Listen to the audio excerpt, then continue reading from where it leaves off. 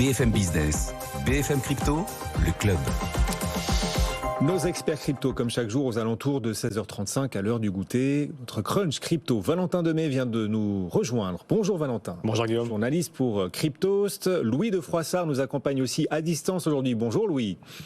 Oui, bonsoir Guillaume. Associé fondateur de Montaigne, Conseil et Patrimoine, notre CGP, conseiller en gestion de patrimoine, cryptophile, tombé dedans, dans la marmite des cryptos lorsqu'il était déjà adulte. Il nous expliquera tout dans quelques minutes. Xavier Fenot aussi avec nous pour Interactive Trading. Bonjour Xavier. Bonjour Guillaume. Bon, aujourd'hui, une nouvelle fois, on voit le Bitcoin reculer et au contraire l'Ethereum progresser. Toujours cette divergence entre Bitcoin et Ethereum, Xavier. C'est exactement ça, c'est que, alors Stéphane l'a dit juste avant, on a des marchés traditionnels qui sont toujours tendus depuis au moins vendredi dernier. Alors pour le moment, le marché dans son ensemble, les cryptos ne peuvent pas s'élever seuls, en tout cas pas fortement, alors il y a toujours des exceptions. Le Bitcoin est l'exemple même effectivement de ce qui se passe et de la transmission de ce qui se passe sur des marchés traditionnels sur le monde des cryptos. On est sur les plus bas finalement de cet été sur le Bitcoin, comme sur les indices américain ou européen à quelque chose près. La dominance du Bitcoin est à son plus bas depuis 2018, donc sa part dans le marché est tombée à 38%. On a une sous-performance donc claire, c'est le Bitcoin aujourd'hui n'est pas dans le feu des projecteurs. Alors c'est probablement lié à The Merge qui prend quand même beaucoup de place dans l'actualité. Le Bitcoin avait tenté de passer au-dessus des 22 000 $ cet été. Il l'a franchi tant bien que mal. Tentative de reprise qui a échoué. On n'a pas réussi à rallier les plus bas de l'été 2021. D'autres l'ont fait, comme par exemple l'ETH. Le seuil clé à reconquérir, c'est 20 500 $ pour le moment à très court terme. Ça fait une semaine que le Bitcoin est scotché à quelques centaines d'euros près, 20 000 $. Donc pour le moment, sur le Bitcoin, en tout cas, il n'y a aucun voyant qui n'est au vert, si ce n'est qu'on a réussi à stopper l'hémorragie de ce premier semestre 2022, les 18 000, 19 000 $. Tant que ça tient, ça va, mais si on devait passer en dessous, clairement, on ira se faire peur en étage plus bas. Donc voilà, pour le moment, il ne faut pas lui en demander plus. Il faudra quand même surveiller si on a un petit réveil au-dessus des 20 500 $. Et vous l'avez dit, l'Ether est beaucoup plus punchy. On a la croissance face au Bitcoin qui s'envole depuis mi-juillet. Donc le rapport ETH-BTC en témoigne. On est à des records annuels. On est passé de l'Ether d'une tendance baissière à court terme, comme tout le marché au premier semestre, à une tendance haussière à court terme en passant au-dessus des 1300, 1400 $. Résistance devient maintenant support. Tant qu'on tient ce niveau-là, pour le moment, ça va.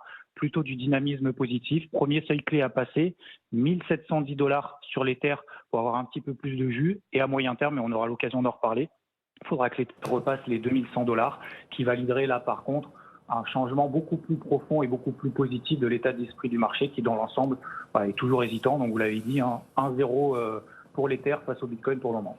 Xavier Fenot, Interactive Trading, régulièrement à nos côtés. Merci beaucoup Xavier. Et ces seuils techniques que vous décriviez, ces seuils techniques peuvent apporter des indications à ceux qui souhaitent investir.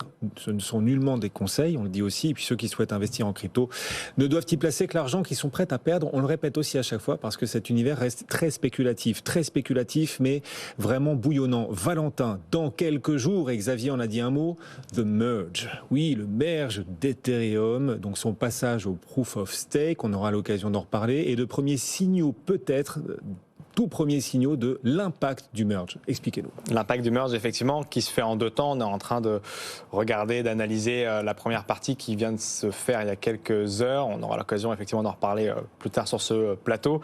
Mais il y a une incarnation, d'ores et déjà, de cette réussite, ou en tout cas en témoin de l'intérêt que portent les utilisateurs, les marques et les institutionnels au réseau Ethereum. Et ça, c'est à travers ce qu'on appelle dans l'écosystème l'ENS, l'Ethereum Name Services, qui est en fait un alias qui permet d'interagir directement avec votre adresse. Pour faire très simple, vous savez Guillaume, quand on a des adresses sur la crypto, c'est des trucs interminables. En l'occurrence sur Ethereum, c'est 0x et un nombre impossible de chiffres et de lettres derrière.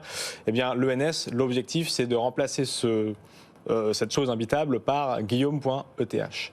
L'avantage, c'est que je pourrais directement vous envoyer de l'argent en tapant guillaume.eth plutôt que de me rappeler tous les caractères, ce qui est assez impossible. Et ça, eh bien, on voit que depuis quelques semaines, il y a de plus en plus d'achats de ces alias sur la blockchain, tellement qu'en fait ces alias sont devenus la semaine dernière les NFT, puisque c'est de ça dont il s'agit, les plus tradés du monde sur la semaine dernière, devant les Bored Apes, devant les Cyberpunk, je vais y arriver, les CryptoPunk, pardon, qui sont les NFT les plus connus. Donc ça témoigne de l'intérêt, encore une fois, parce que c'est des cas d'usage concrets. En début d'année, il y a beaucoup de marques qui se sont amusées à en acheter. Puma l'a fait.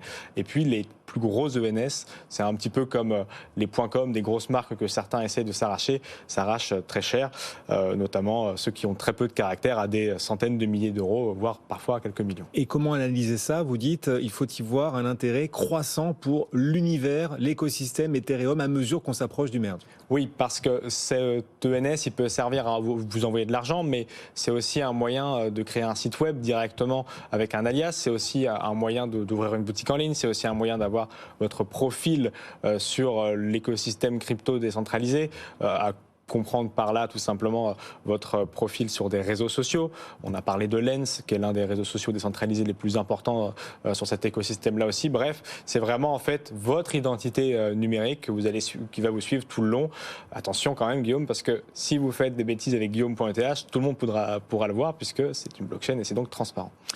On aura largement l'occasion de revenir sur le merge et ses impacts anticipables ou pas d'ailleurs. On aura sans doute des surprises aussi dans les impacts. On recevra d'ailleurs demain Mark Zeller, voilà, le patron d'AAVE. Vous serez sur ce plateau aussi, Valentin, bien sûr. Rien à voir. Quel avenir pour les NFT? Ticketmaster, le géant de la billetterie, enfin je dis rien à voir, mais si, ça passera aussi par Ethereum, la nouvelle version. Ticketmaster, le géant de la billetterie, annonce une initiative qui pourrait mettre encore davantage les NFT au cœur de sa stratégie. Ouais, ça c'est aussi intéressant et ça a aussi à voir quelque chose avec la news d'avant parce que c'est 2 fois des NFT, donc là c'est vraiment la semaine où on entend de nouveau parler des NFT et sans tout le bruit qu'on avait en début d'année avec des NFT qui s'arrachaient des milliards de dollars sans forcément beaucoup d'usage. Là c'est des usages très concrets. Cet usage-là c'est sur des NFT liés à des billets ou en tout cas liés à des souvenirs suite à des matchs que vous allez pouvoir observer dans la vraie vie. Donc c'est 2 verticales différentes. La première, c'est tout simplement de remplacer tous les billets classiques qu'on a pour aller voir un match de foot, pour aller dans un endroit qui nécessite comme un concert d'avoir une place, pour ne pas se faire avoir avec des fausses ventes qui existent malheureusement de plus en plus. On va transformer ce billet sur la blockchain. En finale de Ligue des Champions aussi. Par exemple.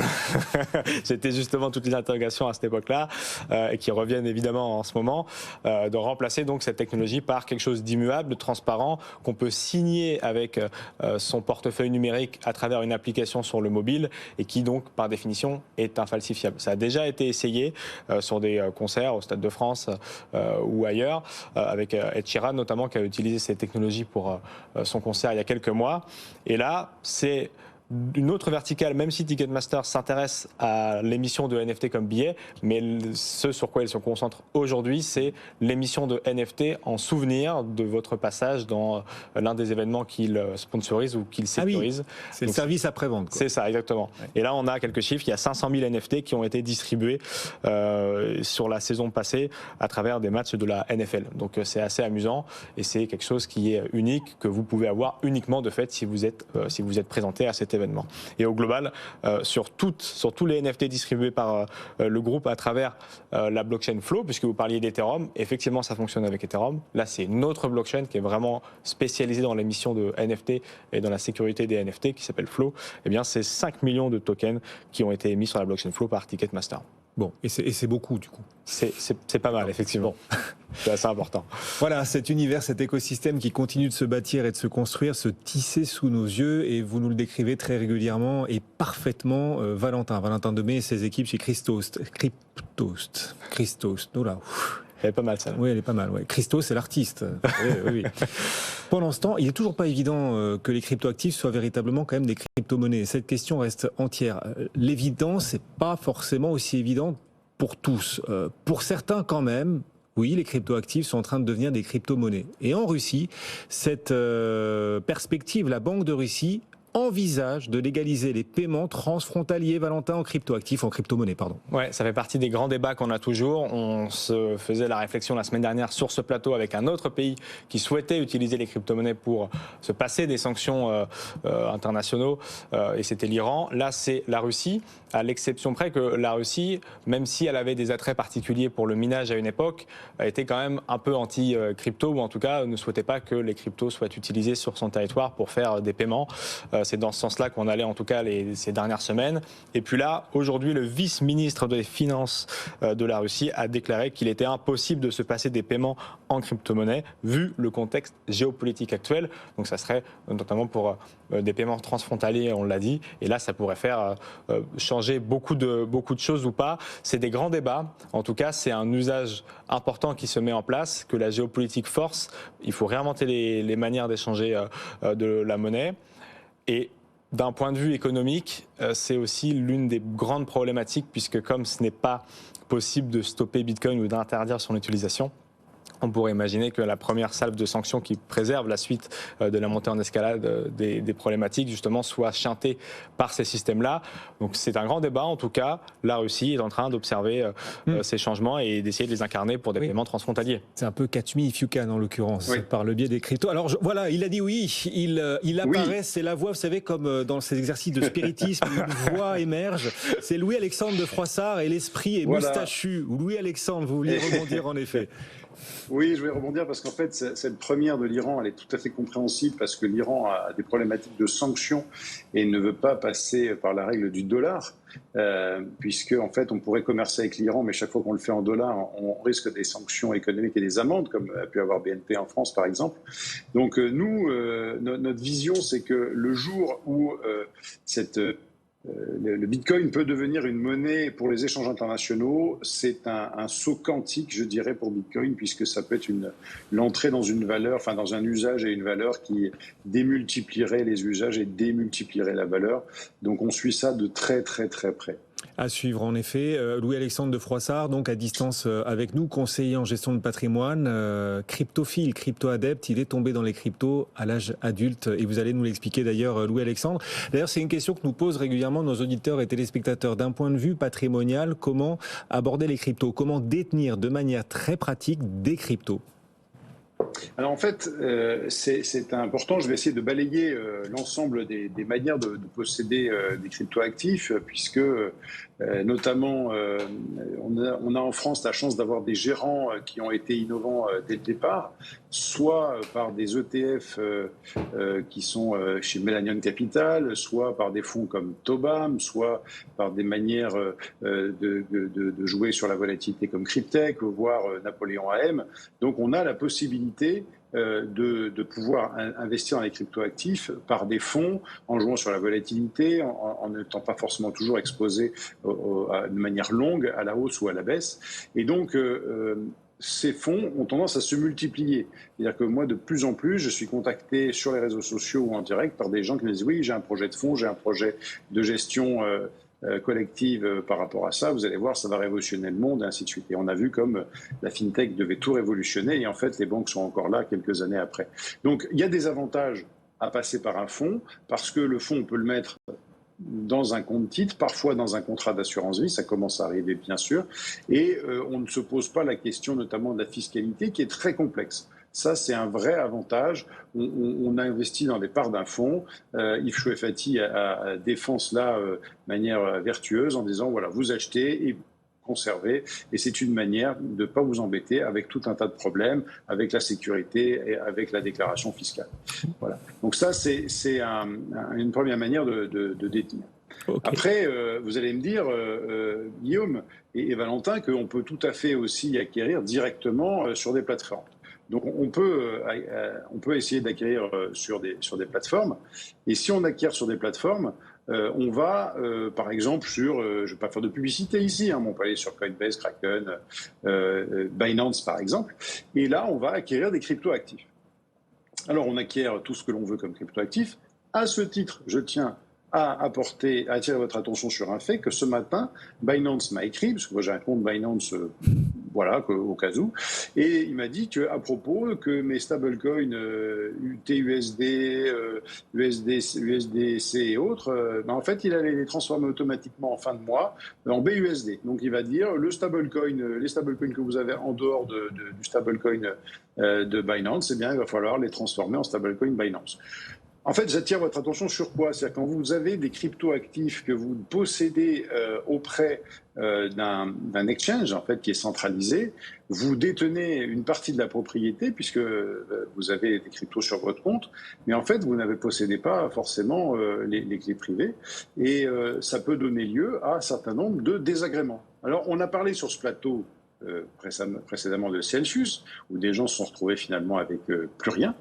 On a parlé de différentes modifications qui pouvaient avoir lieu sur des Coinbase, Binance ou autres, qui changent leur manière qui changent leur réglementation interne ou leurs conditions générales, et vous ne pouvez finalement rien y faire.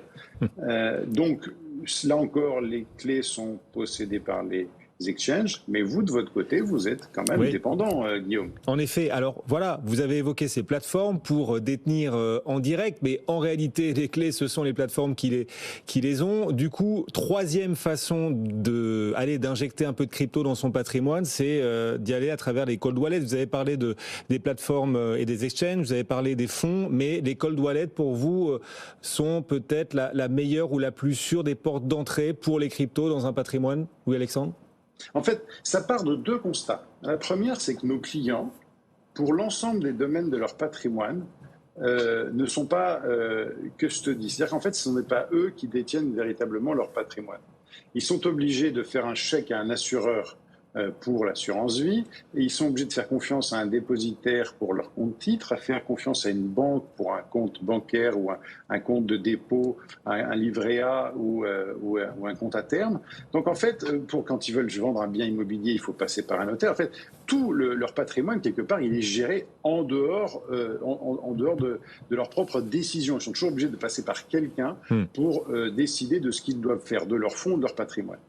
Et là, la révolution, c'est que les cryptos nous permettent d'aller gérer nous-mêmes avec nos propres clés, notre propre décision. N'oublions pas, sans un tiers de confiance et sans demander la permission, c'est une occasion unique de tenir directement son propre patrimoine. Donc je ne vois pas pourquoi on va se priver de cela. Et pour cela, not your key, not your coins. C'est pour cela qu'il faut détenir ses clés privées. Si on détient ses clés privées, on va utiliser ce qu'on appelle un cold wallet, un portefeuille froid, ou globalement, dans le langage courant maintenant, un ledger, qui va nous permettre de sécuriser nos cryptoactifs et de pouvoir en décider nous-mêmes l'usage. Alors bien sûr, il y a des inconvénients, puisqu'on a vu qu'il va falloir faire attention à bien conserver ses clés, il va faire attention à bien déclarer les choses, et il y a de la formation nécessaire, mais c'est quand même la possibilité pour quelqu'un qui détient un patrimoine d'enfin pouvoir détenir un actif sans demander la permission à quiconque, et on peut faire un achat, on peut faire un échange, on peut faire un peu ce que l'on veut, de manière totalement libre. Donc, à partir du moment où cette possibilité nous est offerte, et je pense que Valentin sera d'accord avec moi, il faut en profiter. Et là, vous filez la patate chaude à Valentin Demey. Mais pour résumer votre propos, donc, selon le profil d'investisseur, 3 façons d'investir en crypto, et elles ne sont pas exclusives les unes des autres d'ailleurs. Pour ceux qui cherchent la simplicité d'un point de vue fiscal, les fonds constituent sans doute la meilleure option. Pour ceux qui cherchent à sécuriser et surtout détenir la pleine propriété, les clés en totalité de leur crypto, mieux vaut un cold wallet qu'une plateforme comme Coinbase ou encore Kraken, Binance, etc. Bref, ces exchanges qui ont néanmoins le mérite de la simplicité. Est-ce qu'on a quelque chose à ajouter là-dessus, Valentin? Effectivement, il y a cette. Nous, on est de la génération peut-être plus connectée à Internet, plus connectée au numérique et aux différents usages. Donc, Il y a différentes manières d'avoir de la crypto-monnaie. Moi, je rejoins Louis sur la capacité et la force de ces technologies qui étaient justement d'avoir accès à ces crypto-monnaies et d'être, tu l'as dit, self-custody, donc reprendre le pouvoir et le contrôle sur son argent. Maintenant, on a vu 4% de la population mondiale a désormais de la crypto-monnaie. 4% de la population mondiale. Ouais, c'est les derniers chiffres qui sont sortis il y a quelques semaines. On faisait le sondage avec la dernière KPMG pour la France il y a quelques mois, c'est près de 8%.